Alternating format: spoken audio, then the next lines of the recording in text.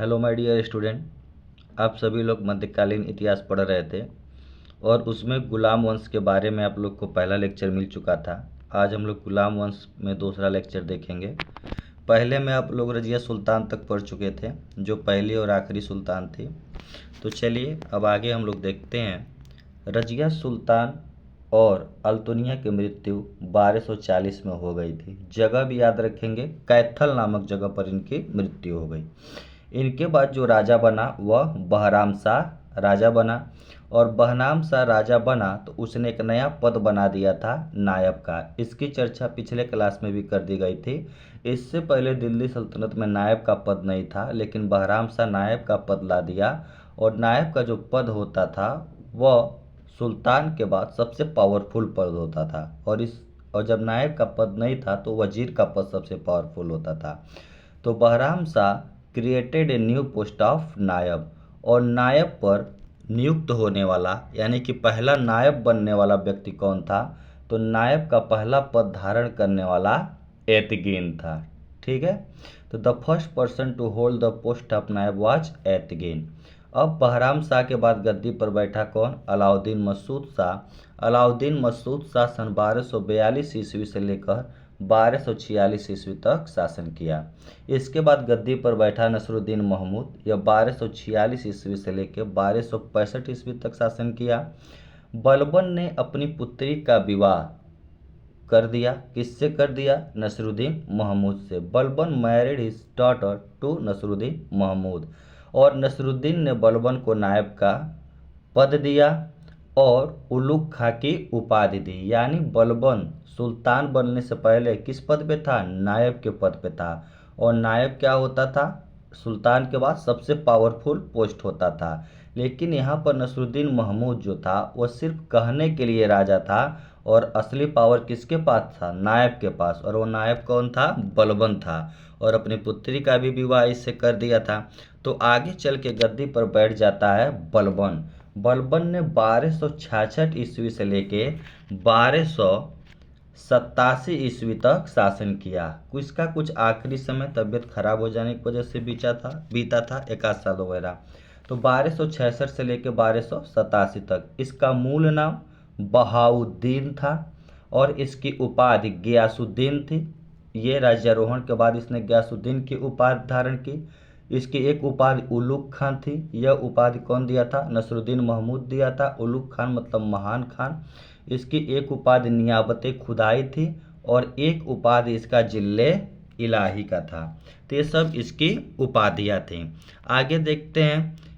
इसने जो अपने राजत्व का जो सिद्धांत अपनाया था, राजत्व का सिद्धांत मतलब अपने राज्य की जो व्यवस्था है उसको कैसे चलानी है, वही कहलाता है राजत्व सिद्धांत। तो इसका जो राजत्व सिद्धांत था वह ईरानी यहाँ की यानी कि फारसी विचारों पर आधारित था। यही रीजन था कि इसने अपने दरबार का गठन फारसी पद्धति पर किया। The court was form on the Farsi lines, और इसी वजह से इसने सिजदा एवं पैबोस जैसी प्रथाओं की शुरुआत की। ही स्टार्टेड द सिजदा एंड पैबोस ट्रेडिशन, और ईरानी त्यौहार नवरोज की शुरुआत की। देखिएगा, ईरानी त्यौहार अक्सर एग्जाम में क्वेश्चन आता है कि नवरोज त्यौहार की शुरुआत किसने की, तो लोग बता देते हैं बलबन। लेकिन अब ये क्वेश्चन अब नहीं आएंगे, ये पहले ऐसे क्वेश्चन आते थे। अब ये क्वेश्चन आ सकता है कि नवरोज त्यौहार कितने दिन सेलिब्रेट किया जाता था। तो नवरोज त्यौहार जो है 19 दिन सेलिब्रेट किया जाता था। ये कठिन सवाल बन सकता है कि नवरोज त्यौहार कितने दिन मनाया जाता था। अब आगे देखते हैं। बलबन ने सार्वजनिक रूप से शराब त्याग दिया। नृत्य, संगीत एवं मद्यपान पर पूर्ण रूप से क्या लगा दिया? प्रतिबंध लगा दिया। Balban had to ban alcohol and music, मतलब इसने शराब, नृत्य, संगीत, मद्यपान सब चीज़ों पर भी इसने रोक लगा दिया। इन सब के अलावा बलबन ने एक काम और किया। बलबन ने वो काम क्यों किया? सबसे इम्पोर्टेंट बात तो ये है, चालीसा का दमन। जो तुर्काने चिहलगानी का जो गठन किया था इल्तुतमिश ने, इसमें 40 तुर्क सरदार थे, उसका क्या कर दिया, इसने दमन कर दिया। क्यों दमन कर दिया? क्योंकि चालीसा जो था ना वो षड्यंत्रों का अड्डा हो गया था और बलबन भी उसी में से एक था। और चालीसा वाले ही सुल्तान पर अब कंट्रोल करने लगे थे, जिसको चाहते थे उनको सुल्तान बनाते थे। तो कल को कोई और भी सुल्तान उसमें से निकल के आ सकता है, इसलिए बलबन ने क्या किया, चालीसा दल का खत्म कर दिया, यानी सप्रेशन ऑफ चालीसा कौन किया, बलबन ने किया। अब बलबन के प्रशासनिक सुधार देख लेते हैं।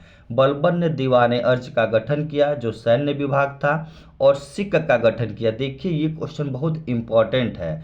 सिक्क का गठन जिले के रूप में किया, जैसे केंद्र होता है, प्रांत होता है, फिर जिला होता है, उसी तरह से केंद्र और प्रांत के बाद इसने सबसे पहली बार सिक्क ले आया, और सिक्क का मतलब क्या होता था, जिला।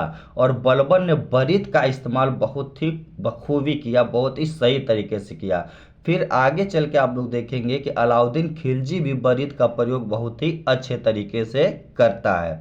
अब देखते हैं बलबन के बाद गद्दी पर कौन बैठ गया। बलबन के बाद गद्दी पर बैठ गया कैकुबाद। देखिएगा बलबन का एक बेटा था जिसका नाम था मुहम्मद खां। तो बलबन मुहम्मद खां को राजा बनाना चाहता था, लेकिन मुहम्मद खां की मृत्यु हो गई थी 1286 में। यह राजा बनने योग्य था बलबन की नज़रों में।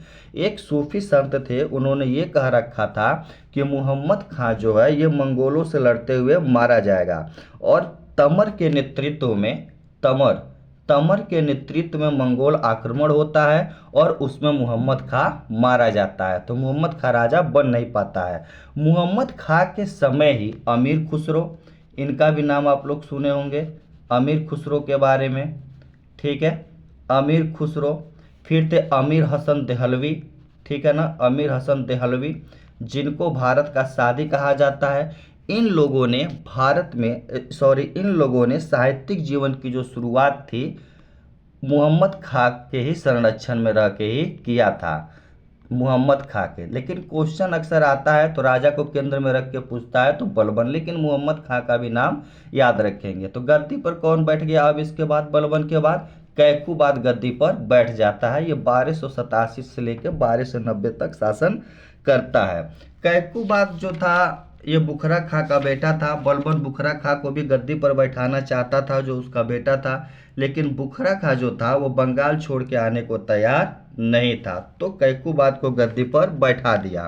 कैकुबाद को गद्दी पर बैठा दिया और कैकुबाद को आगे चल के लकवा मार जाता है, लकवा ग्रस्त हो जाता है, जिससे ये शासन को सुचारू रूप से चला नहीं पाता है। तो फिर ये क्या करता है, अपने 2.5 वर्षीय पुत्र को ये सुल्तान बना देता है, ठीक है ना, ये सुल्तान बन जाता है, सुल्तान बना देता है 2.5 वर्षीय पुत्र को।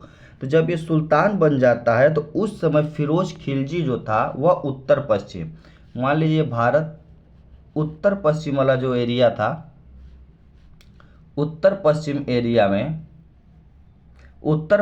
एरिया का फिरोज खिलजी जो था वो प्रधान रक्षक था। फिरोज खिलजी उसको बुलाता है और क्यूमस का संरक्षक नियुक्त कर देता है, और यही फिरोज खिलजी आगे चल के क्यूमर्स की हत्या कर देगा और दिल्ली की गद्दी पर बैठ जाएगा और एक नए वंश की शुरुआत करेगा जिसको खिलजी वंश के नाम से जाना जाता है। देखिएगा बलबन ने लाल भवन भी बनवाया था।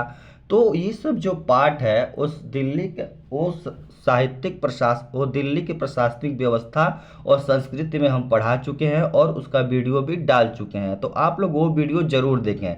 जिस समय जो टॉपिक आवश्यक होता है हम वही चीज़ पढ़ाते हैं, अलग से कुछ नहीं, ठीक है। तो उम्मीद है आप लोग को ये क्लास पसंद आया होगा। पीडीएफ के लिए, ऑनलाइन क्यूज के लिए आप लोग टेलीग्राम लिंक ज्वाइन कर लीजिए जो डिस्क्रिप्शन बॉक्स में दिया हुआ है। धन्यवाद।